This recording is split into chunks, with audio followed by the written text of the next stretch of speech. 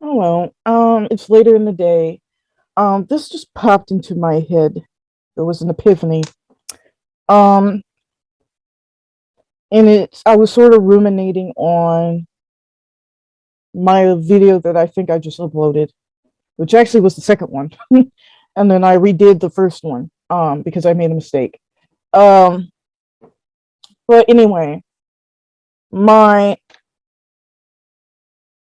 this is why, goodness, this is why, um, I said in my video, excuse me, that I don't suggest or advise people be around people who are announcing that they are victims or were victims at one time of name abuse, name, traumatizing event.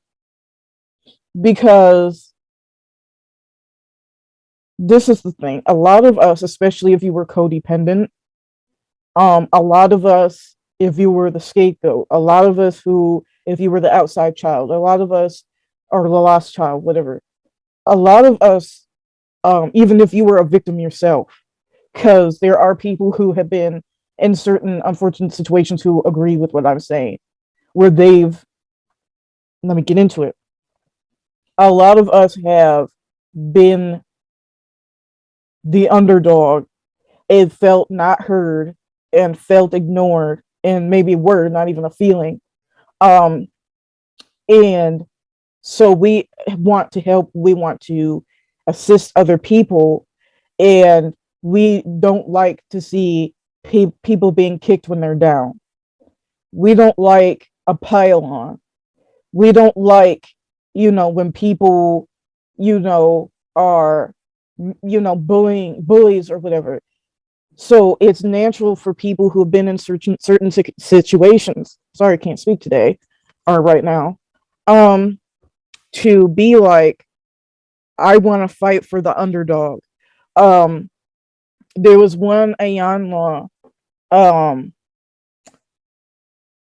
episode where it was a kid who went through the system because his mom was a dope dealer, basically, and he would get into fights at school. Basically, these fights weren't even his. It wasn't like he had a bad temper or anything or a troublemaker. He was fighting for other people because he felt, well, nobody fought for me. And so he would go, get arrested, he would get suspended, he'd get all this other stuff. And I bet you the people he was fighting for never defended him. But anyway, um, a lot of times we wanted to fight for the underdog or to take up for the underdog.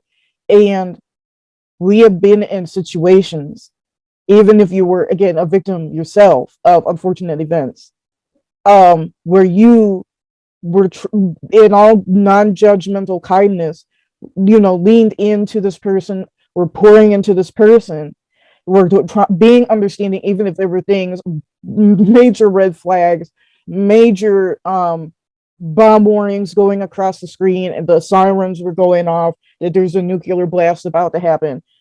We have ignored that as judgmental and ignored all those warnings as judgmental. Even the idea of there being a red flag, we would have seen it back then as being judgmental.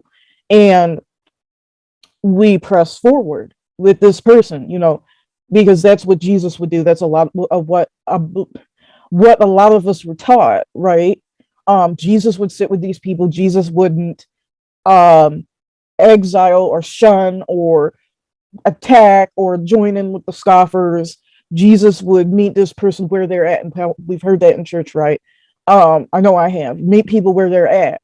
Well, there's times when you've reached down to the underdog and you fed them, whatever you feed a dog, right? And that dog got strong enough off your patience, your kindness, your goodness, your non-judgmentalness, your non-questioning, and then took advantage of that. And now, when the attack dog is clinging to your arm, or the underdog rather is attached to your throat, the people that the attack dog has fooled, bamboozled, or manipulated they'll turn around and call you the Pharisee because, well, you must have done something for that dog to be attached to your neck. Which happens in a lot of dog situations, which is why I made that connection. Is, well, it was because of you. The dog just did what they naturally were going to do, and then again, even in situations where we noticed, the underdog sort of did a little growl, the lip sort of curled a little bit, and there was a little, as you thought to yourself, well, I'm gonna back off. I've been here too, right? I'm gonna back off because they didn't want to be touched, and I'm not qualified to deal with this person on that level, right? I saw the little lip curl, so I'm just gonna back off that. And there again, you're called a Pharisee because, well, you should just dig in and dig deep and help that person and love that person. Number one, I'm not Jesus. It's not. And let me go forward. The same people who are going to blame you for touching the dog who's now snarling with saliva on their fangs are then going to turn around and say, well, you're being judgmental for not doing anything. And I'm seeing that on YouTube right now. And again, a lot of these videos that I make, I've been there. That's why I keep telling people, it doesn't matter if people call you a Pharisee. It should not bother you, because a lot of these people, number one, they are unqualified themselves. That's where I keep pulling that flex, where you don't have a degree in this. You'd have not one inkling of what to do with this person. So how dare you, if you don't have the authority even to tell me to jump in or anyone to jump in? I mean, there's a certain situations that you know nothing about. People have freely admitted it. I don't know how to love this person in the way, and really I'm re-traumatizing them or traumatizing them for jumping into that. Maybe they need a qualified person who knows how to push the right buttons with them and speak the right language and move the right way and hold their mouth just right for them to feel comfortable. And that's the person they should be seeking out. That's why I said in my other video, when people come to you and say, oh, I was traumatized, I was victimized, I was this, I was that, and here's all the gruesome stuff, you need to get up and leave. And or if that person wants to text you or whatever, call you, whatever, or there is now a tribunal that will be held, because I've seen that too, where you're the big Pharisee and we must now confront you either in the workplace or wherever. You can just simply say, I am not qualified to deal with this situation. It's really none of my business. And a lot of people are narcissistically codependent, toxically codependent, where they're in it for themselves or to bring glory unto themselves, and they're helping that person by putting a notch in their little Christian belt or in their little professional belt. They're not really in it for that other person, so they can't understand why you're just, in their mind, quitting or giving up on someone. That's what they're going to say. You're quitting, you're giving up on that person, you're judging that person. I am not qualified to deal with that. I am not qualified to speak into that person's life in the way that they need it, or be in that person's life in the way that they need it, because what I seem to be doing seems to hurt them. And they don't seem to be ready for this level of connection. That's like, my mom actually was traumatized when she was younger. This was like in the 50s, so she grew up in the 50s and 60s. So back then the technique was, I don't remember how old she is, I'll have to ask. I think she was like little, at least 10 or something, and she was never learned how to swim, and so she didn't know how to go like under the water, right? So the instructor just pushed her head under the water.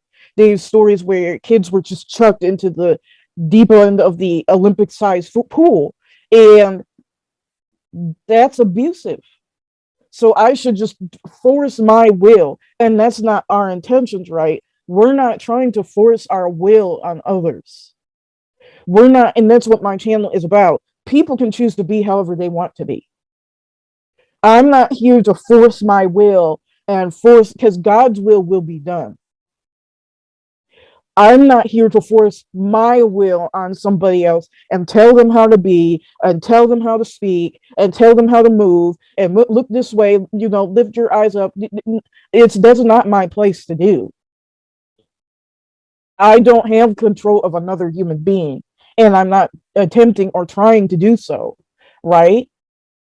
So how is that being pharisaical? Because in their eyes, you gave up and you're not digging in. And there's a lot of, especially if you came from religious circles, you just need to dig in. There's a lot of forcing your will to be done. Forcing your will to be done, even if the dog is now, those Doberman pinchers, they're lashing out at you, saying, I don't want it, or they're in tears, or they're whatever they're doing. This is not an exorcist, okay, where the demon is crying and we don't care. But even with that, there's times when even real exorcists have said we need to back off here. So I don't get to have my will be done as somebody else's life, and that's not pharisaical. That's not even judgmental. Judgmentalness is my will be done, and I just have to let you know, and I'm going to bring you down a peg, so to bring you in line with what I believe. And you must believe it, you must acquiesce to how I feel about you. That's like the opposite of. So I'm not trying to force my will on somebody else. I'm trying to respect that person's right to choose how they want to be. If that person doesn't want friends right now, maybe they're not in a mental space where they can handle a lot of friends, or they don't want to be talked to. You can't force people to talk. Sometimes people want to be left alone. And them sitting at a church, there's actually a story I'm going to say, because I kick myself to this day for not saying anything, and I kick myself to this day, and it's really emotional for me, and I get mad at myself. But I didn't not say anything because I didn't care about the person. I was just shocked. Like, me and my acquaintance at the time, because that wasn't a friend, may talk about that someday, just looked at each other shocked that someone would say that to another person. And anyway, let's get into the story. And I really just, I would pray to God, like, for forgiveness, because I just didn't. If that was the time to open my big mouth, that was probably the time to do it. But and it bothers me that I didn't say anything. But anyway, um, this person was being brought to church by their friend. I think this was like high school. So I don't remember which stage in high school, but like, let's just say we were 16 or something. Laughs and giggles. I'll pick an age. So this person, he was a boy. I don't like saying that, but he was a young man. Let's put it that way.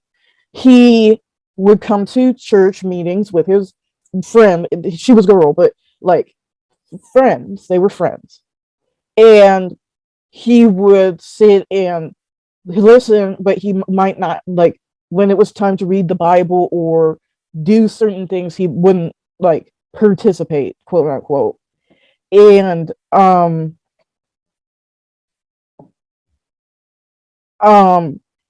he wasn't bothering people. He was not disruptive. He was not arguing with the pastor. He was not combative. He wasn't ruining other people's time. And that's always the thing that pissed me off, is people can sit here and be disruptive and really not want to be here. And that's the person you show the most grace to. But somebody who's minding their own goddamn, that's the person. But anyway,